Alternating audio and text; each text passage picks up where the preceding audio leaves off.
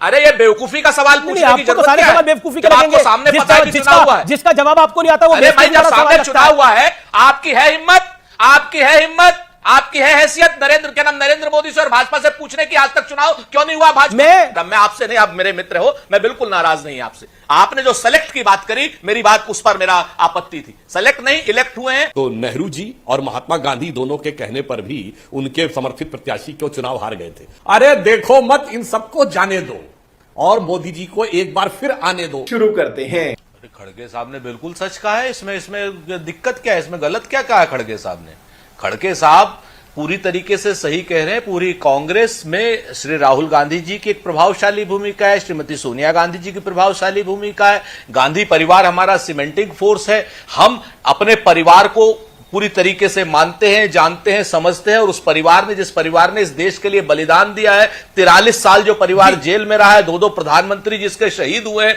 अगर वो परिवार कांग्रेस में एक प्रभावशाली भूमिका है तो मीडिया के और उनके साथी भारतीय जनता पार्टी वालों के पेट में दर्द क्यों हो रहा है? मतलब आप कह रहे हैं आप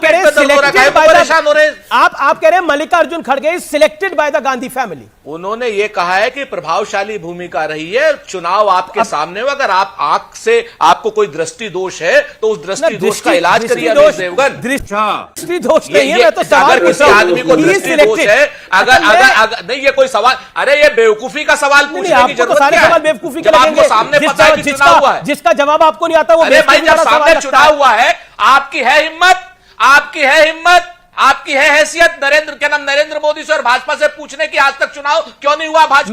मैं तो नरेंद्र मोदी से भी सवाल पूछ लेता हूं, अमित शाह से भी सवाल पूछ लेता हूं और आपसे भी पूछ लेता हूं। लेकिन 3 चीजें बड़ी आवश्यक है। सुधांशु त्रिवेदी जी को मैं फिर से याद दिलाना चाहता हूं कि ये झूठे सुधांशु त्रिवेदी हैं जी, और पढ़ लिख करके नहीं आते और इतिहास के मर्मज्ञ होने की कोशिश करते हैं। मैंने कहा कि गांधी और नेहरू परिवार 43 साल जेल में रहा और गांधी और नेहरू परिवार में खाली जवाहरलाल नेहरू और इंदिरा गांधी या महात्मा गांधी नहीं थे। सुधांशु जी पढ़ लिख करके आइए, रतन पंडित भी थे, कमला नेहरू भी थी और स्वरूप रानी नेहरू भी थी, तमाम लोग थे। सब मिलाकर के गांधी परिवार का पूरा परिवार, नेहरू गांधी 43 साल जेल में रहा। अगर नहीं होगा तो मैं आपको प्रमाण भेज दूंगा, राजनीति छोड़ दीजिए। नंबर 1, आप हमेशा इतिहास को गलत तोड़ मरोड़ करके पेश करते हैं। दूसरी बात, अभी आपने नरेंद्र मोदी जी वाली और अमीश भाई आपसे कहा आपकी मैं आपसे नहीं, आप मेरे मित्र हो, मैं बिल्कुल नाराज नहीं आपसे। आपने जो सेलेक्ट की बात करी, मेरी बात उस पर मेरा आपत्ति थी। सेलेक्ट नहीं, इलेक्ट हुए हैं। हाँ, नेहरू गांधी परिवार का सहयोग था, क्यों नहीं था?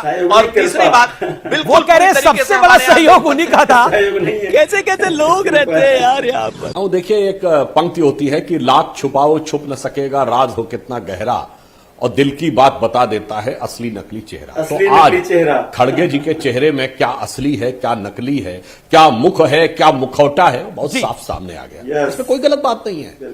गांधी परिवार का एक छत्र राज्य है और सब उसी के दामने रहमत के झंडे तले हैं, इसमें कोई गलत बात नहीं है। परंतु यदि यह बात सत्य है कि इनका सीमेंटिक फोर्स है, तो सुरेंद्र राजपूत जी को मैं याद दिलाना चाहता हूं, स्वतंत्रता के बाद नेहरू जी प्रधानमंत्री थे, कांग्रेस के पहले अध्यक्ष पद का चुनाव हुआ, तो आज कम से कम सोनिया गांधी जी ये चाहती थी, ये मैसेज था कि खड़गे जी अध्यक्ष बने तो खड़गे जी जीत गए। कम से कम ये दर्शाता है कि सोनिया गांधी जी का प्रभाव कांग्रेस में है। और जब नेहरू जी ने खड़ा किया था तो उनके कैंडिडेट थे कृपलानी जी और पुरुषोत्तम दास टंडन के वो विरुद्ध थे, इसके बावजूद पुरुषोत्तम दास टंडन जीत गए। तो भाई कांग्रेस कार्यकर्ताओं में चाचा नेहरू इतने लोकप्रिय थे तो कैसे हो गया? और मैं उससे बड़ा उदाहरण देना चाहता हूं, 1939 हरिपुरा कांग्रेस अधिवेशन, महात्मा गांधी ने कहा कि पट्टाभी रमैया की हार मेरी व्यक्तिगत हार होगी और पट्टाभी रमैया हार गए और सुभाष चंद्र बोस जीत गए। आप समझिए कि पूरा देश को छोड़िए, कांग्रेस के कार्यकर्ताओं में आप लोग गुलामों की पार्टी है। और 2 ऐसे प्रधानमंत्री जिन्होंने अपनी अध्यक्षता में बनी, अपनी कमेटी से अपने को भारत रत्न दिलवाया, समझ में आता है। और अगर इतना बाइंडिंग फोर्स है तो नेहरू जी और महात्मा गांधी दोनों के कहने पर भी उनके समर्थित प्रत्याशी क्यों चुनाव हार गए थे? गजब बेइज्जती है। कहते हैं ना कि लश्कर भी तुम्हारा है, सरदार तुम्हारा है, तुम झूठ को सच लिख दो, अखबार तुम्हारा है। इस दौर के फरियादी जाएं तो कहां जाएं, सरकार तुम्हारी है, दरबार तुम्हारा है। कुछ और बोलते रहिए अमीश भाई। आप तो ऐसे पत्रकार थे जो अंदर से खोद खोद के लाया करते थे।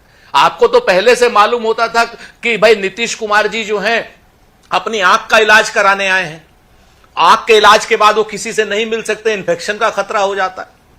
ठीक है ना? आपको तो यह भी मालूम होगा कि शरद पवार जी बिल्कुल मिले, क्यों नहीं मिलेंगे? अपने भतीजे से मिलेंगे, लेकिन आपको यह भी पूरा होना चाहिए कि अजीत पवार परेशान है मुख्यमंत्री बनने के लिए। अच्छा। अजीत पवार को उन्होंने कंसोल किया कि बेटा कुछ दिन रह लो वहां पर, उसके बाद वापस तो तुमको आना ही, क्योंकि तुम्हें भावी कोई नहीं दे रहा है वहां पर। जी, पूरी महाराष्ट्र की जो राजनीति है वो देवेंद्र फडणवीस की राजनीति है। आप बता दो कि अलका लांबा जी ने कोई स्टेटमेंट दिया, उसको डिसोन हमारे जो दिल्ली के प्रभारी हैं उन्होंने कर दिया कि साहब ऐसी कोई बात नहीं, तो बात खत्म हो जानी चाहिए।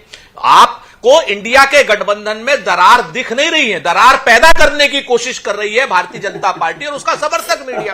करें, आज की डेट में आपके पास लश्कर है, कोई बात नहीं। अच्छा। लेकिन हम पूरी जिम्मेवारी से इतना कहते हैं कि यही सारी चीजें अपने आप में बता रही हैं कि भारतीय जनता पार्टी कितनी निराश है, कितनी हैरान है, कितनी परेशान है। जी, जी। बहुत स्पष्ट रूप से सुप्रिया, देखिए मैं फिर से कहूं, आप पानी में जितनी लाठी मार लीजिए अमीश देवगन, पानी अलग नहीं होगा। ये इंडिया का गठबंधन भारतीय जनता पार्टी की राजनीतिक लुटिया डुबो के रहेगा। अच्छा, रुको जरा, सबर करो। ये आपके ऊपर है और सिर्फ ये दिल्ली की बात नहीं है जनाब।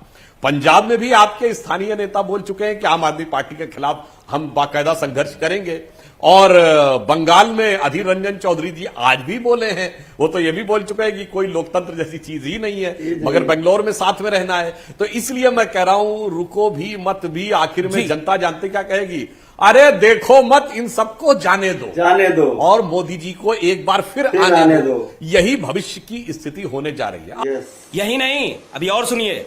देखिए सुधांशु, एक सवाल मेरा ये लगाई बुझाई आप लोग करवा रहे हैं क्या? गठबंधन बने हुए आपने अपने कुछ लोग भेज रखे हैं क्या वहां पर? अरे ये आप ही नहीं, आप भी करवा रहे हो अमीश भाई, मेरा स्पष्ट आरोप है। हमें कुछ करने की हमें कुछ करने की जरूरत नहीं है।